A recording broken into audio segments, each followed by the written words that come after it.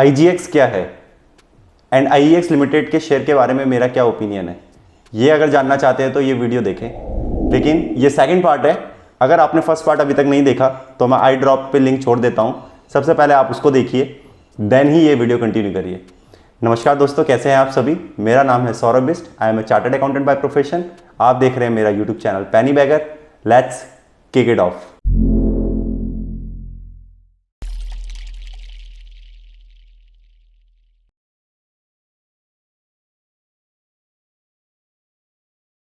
IGX एक नया exchange है जो कि IEX लिमिटेड ने आफ्टर इट्स फर्स्ट सक्सेस यानी इंडियन एनर्जी एक्सचेंज के बाद लॉन्च किया है। तो चलिए जान लेते हैं कि IGX क्या अपॉर्चुनिटी प्रोवाइड करता है।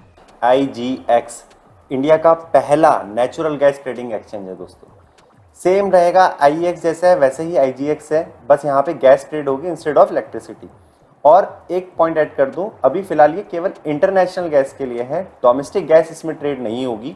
लेकिन हमारे जो पेट्रोलियम मिनिस्टर है धर्मेंद्र प्रधान जी, उन्होंने बोला है कि वो डोमेस्टिक गैस को भी इसमें फ्यूचर में लेके आना चाहते हैं। तो मे बी फ्यूचर में ये हर तरीके की गैस, चाहे वो डोमेस्टिकली प्रोड्यूस हो या चाहे इंटरनेशनली हमने प्रोक्योर की हो, तो दोनों तरीके की गैस में फ्यूचर में ट्रेड होगी। देखिए क्या अपॉर्चुनिटी देता है IGX। देखिए पेरिस क्लाइमेट एग्रीमेंट हमने साइन कर रखा है, गवर्नमेंट की कमिटमेंट है रिड्यूस करने की कार्बन एमिशन को। कार्बन एमिशन कैसे कम होगा? एक ही तरीके से कम हो सकता है जब हम कोल पे अपनी डिपेंडेंसी कम कर दे, कोल, डीजल एंड पेट्रोल पे। तो उसका बेस्ट ऑल्टरनेटिव क्या है?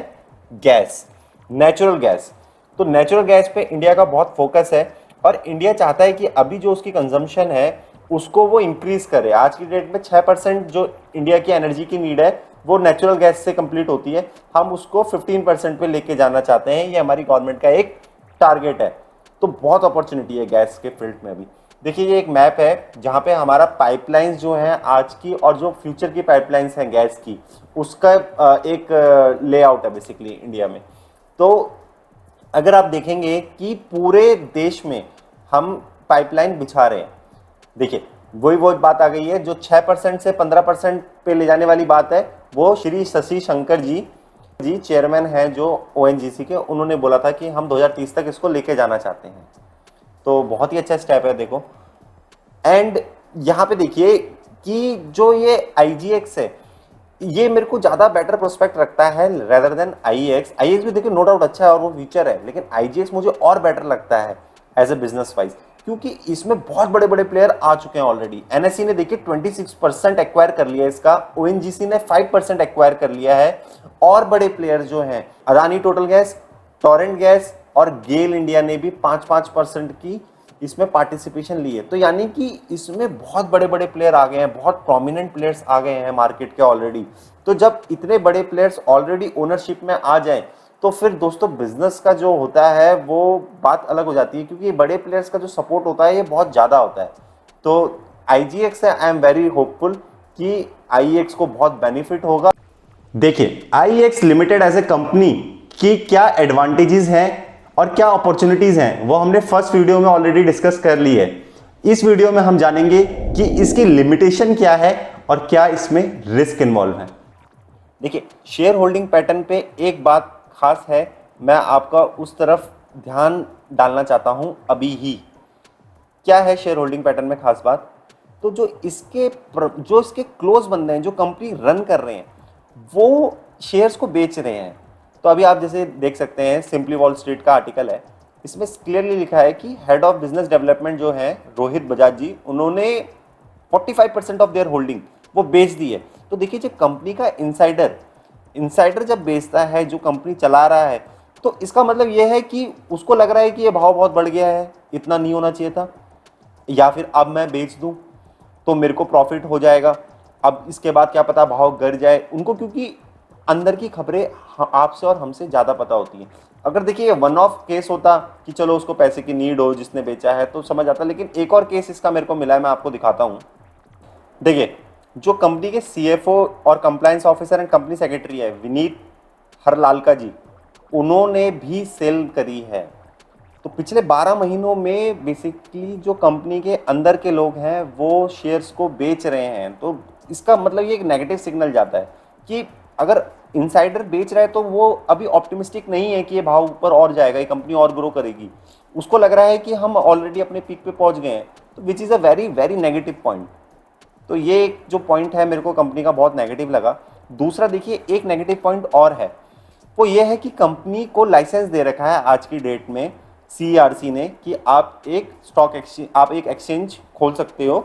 उसका लाइसेंसिंग जो है, उसकी गवर्निंग बॉडी CERC है। तो लेकिन देखिए, कल को अगर लाइसेंस छिन गया तो एक लाइसेंस के बलबूते पूरा बिजनेस टिका हुआ है। अब आप बोलेंगे कि नहीं, लाइसेंस नहीं छिनेगा, चलिए ठीक है, मान लेते हैं लाइसेंस नहीं छिनेगा, लेकिन कल को लाइसेंस और प्लेयर्स को मिल जाए, 5-6 बड़े बड़े प्लेयर्स आ जाएं जो अपना एक्सचेंज खोल लें, तो फिर उसमें तो बिजनेस डिवाइड हो जाएगा।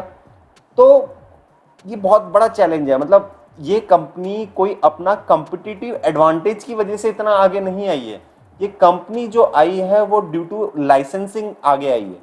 अब आप कहेंगे कि लाइसेंसिंग तो दूसरे प्लेयर को भी मिली हुई है, तो हाँ, PXL को मिली हुई है, लेकिन वहां पे क्या सीन है कि देखिए अभी तक 2 ही प्लेयर हैं। अगर यहाँ पे 2 की जगह 8-10 प्लेयर आ जाएं तो फिर बिजनेस बहुत ही कट थ्रोट हो जाएगा। और अभी तो देखिए बिजनेस इनका कम है, रेवेन्यू साइड कम है। जैसे जैसे रेवेन्यू साइड ऊपर जाएगी तो फिर और प्लेयर जो कि इस बिजनेस में आना चाहते हैं वो इंटरेस्टेड होंगे और वो आएंगे। तो तब क्या इस कंपनी का होगा, तब कंपनी कैसे सर्वाइव करेगी, वो एक देखने लायक बात होगी। क्या कंपनी कंपटीशन को फेस कर पाएगी सही तरीके से? देखिए, मैं ना आपको एक कंपनी दिखाता हूँ, BSE लिमिटेड। BSE लिमिटेड जो है वो बॉम्बे स्टॉक एक्सचेंज है, और सबको पता है कि मतलब 2 ही स्टॉक एक्सचेंज आज की डेट में फेमस है, एक बॉम्बे स्टॉक एक्सचेंज, एक नेशनल स्टॉक एक्सचेंज। तो देखिए, बॉम्बे स्टॉक एक्सचेंज खुद भी लिस्टेड है, तो उसकी एम कैप कितनी है? उसकी एम कैप देखिए केवल 4,218 करोड़ रुपए की है, और ऑलरेडी IEX की एम कैप 10,000 करोड़ से पार हो गई है। तो ये एक बहुत ही कंसर्न वाला पॉइंट है मेरे लिए कि ऑलरेडी, क्योंकि देखिए क्या होता है, एक्सचेंज के जो बिजनेसेस होते हैं वो ऐसा नहीं होता कि हमेशा जिंदगी भर चलते रहेंगे या उनको कोई कंपटीशन फेस नहीं करना होता। पहले BSE किंग था, बाद में NSE आया, NSE ने BSE को रिप्लेस कर दिया, now NSE is a market leader. तो और बहुत सारे एक्सचेंज जो ऐसे थे जो कि बंद होने की कगार पे आ गए या बंद हो गए। कलकत्ता स्टॉक एक्सचेंज बहुत चलता था पहले, दिल्ली स्टॉक एक्सचेंज तक चलता था, और बहुत सारे तो बंद भी हो गए हैं, अहमदाबाद स्टॉक एक्सचेंज, और दसों की लिस्ट है। तो एक्सचेंज का बिजनेस ऐसा नहीं है कि फुल प्रूफ जिंदगी भर चलता रहेगा, इसको कंपटीशन फेस करना पड़ेगा। जो इसमें बेटर परफॉर्म करेगा वही आगे बढ़ेगा। और मेरा कंसर्न यही है कि IEX ने अभी तक कंपटीशन फेस नहीं किया है, तो जब कंपटीशन आएगा तो क्या IEX उसको फेस कर पाएगा? ऑब्वियस सी बात है कि अभी मार्केट का लीडर है, उसको एडवांटेज है फर्स्ट मूवर की, लेकिन क्या वो उसको मेंटेन कर पाएगा? That's the thing which I am concern about. High PE, monopoly पे खतरा अगर किसी दूसरे को लाइसेंस मिलता है, और इनसाइडर जो स्टॉक्स बेच रहे हैं, ये तीनों मैं बोलता हूं है negative side of IEX limited. Positive side में क्या है हमारे पास? पॉजिटिव साइड में है हमारे पास ग्रोथ पोटेंशियल, और इनका जो न्यूली लॉन्च्ड एक्सचेंज है that is IGX, which is very very promising.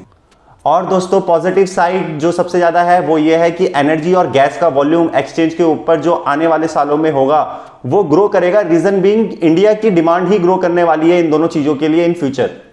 तो दोस्तों, सिर्फ मोनोपोली होने की वजह से सारा पैसा इस पर मत लगा दीजिएगा, इसमें हमको एक बैलेंस ट्रैक करने की जरूरत है।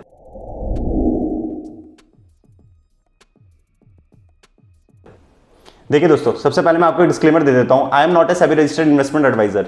तो अगर आप इन्वेस्ट करने जा रहे हैं तो कृपया अपने इन्वेस्टमेंट एडवाइजर से पहले सलाह ले लें, और उसी के बाद इसमें अपनी सूझबूझ के साथ और इन्वेस्टमेंट एडवाइजर की सलाह के साथ ही इन्वेस्ट करें। तो लेकिन मैं आपको अपना ओपिनियन केवल लर्निंग पर्पस के लिए जरूर बताऊंगा।